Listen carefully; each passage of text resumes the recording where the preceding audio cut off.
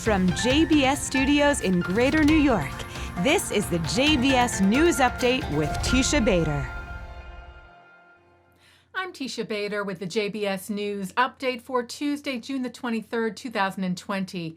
A Palestinian man tried to hit Israeli border police officers this afternoon with his vehicle in what is believed to have been an attempted car ramming attack.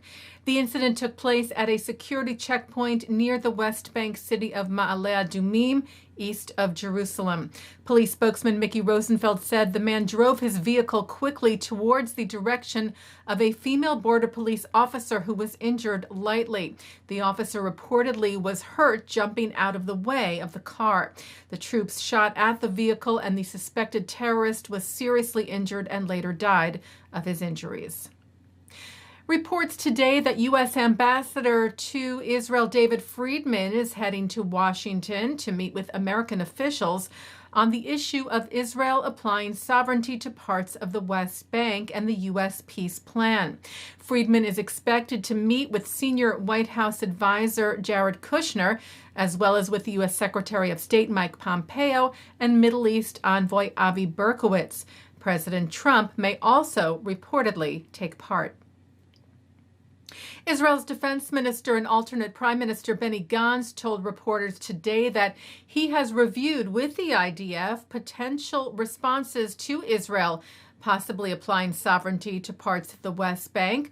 The Times of Israel cites Gantz telling reporters today, "We won't take Palestinians into our territory. We won't harm human rights or the right of movement. We'll work in coordination with regional countries, and we're in contact with them. We won't endanger the peace agreements," while suggesting also that there needed to be progress towards peace made on the part of the Palestinians. Gantz said, "We won't continue to wait for the Palestinians. If they say no forever to everything, then we'll be forced to move forward without them." And members of Congress who are in agreement and those who are against Israel making such a move are making their voices heard. A letter shared with the JTA was sent yesterday to Prime Minister Netanyahu, signed by 116 Republican members of the U.S. House of Representatives, who wrote, "Israel has the right to make sovereign decisions independent of outside pressure," and reaffirming Israel's right to sovereignty and defensible borders. The letter was spearheaded by senior House members Kevin McCarthy, Steve Scalise, and Liz Cheney. A number of House Democrats, meanwhile, are expressing concern over Israel making such a move.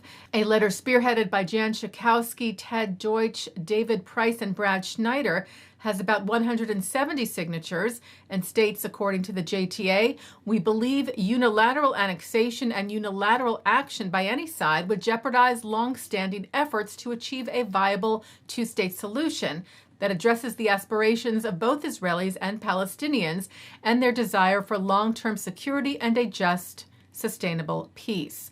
On Friday, Senate Minority Leader Chuck Schumer, along with Senators Ben Cardin and Robert Menendez, released a statement saying they were compelled to express opposition to such an Israeli move, saying a sustainable peace deal that ensures the long-term security of Israel and self-determination for Palestinians must be negotiated directly between the two parties. Veteran Hollywood filmmaker Joel Schumacher has died. The director, known for such movies as St. Elmo's Fire, Batman Forever, Flatliners, A Time to Kill, Flawless, and the film adaptation of Phantom of the Opera, among many others. Schumacher, whose mother was Jewish, died yesterday in New York after a year-long battle with cancer.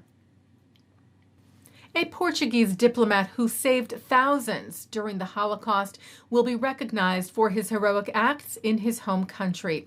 A monument honoring Aristides Sousa Mendes will be placed in the National Pantheon in Lisbon, as the unanimous legislation reads, "A moral legacy for all. His heritage is for the whole of civil society, and above all, a virtuous example for future generations."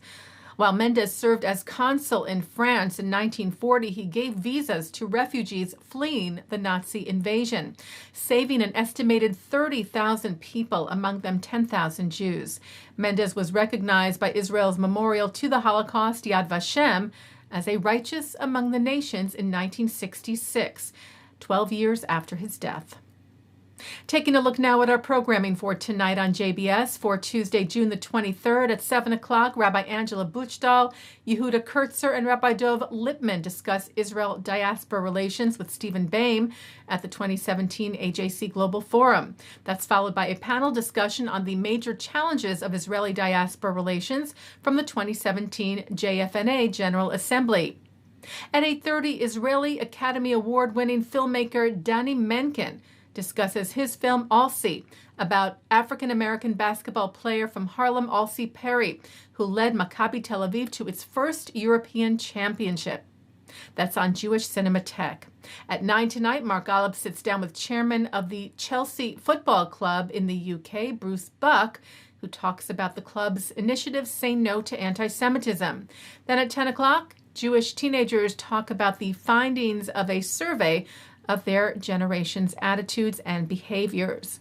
And coming up next, Mark Golub speaks with journalist David Greenfield, who analyzes the expressions of anti-Semitism during this past Shavuot in a suburb of Los Angeles. And that's the JBS News Update for Tuesday, June the 23rd, 2020. I'm Teisha Bader. Stay healthy, stay well.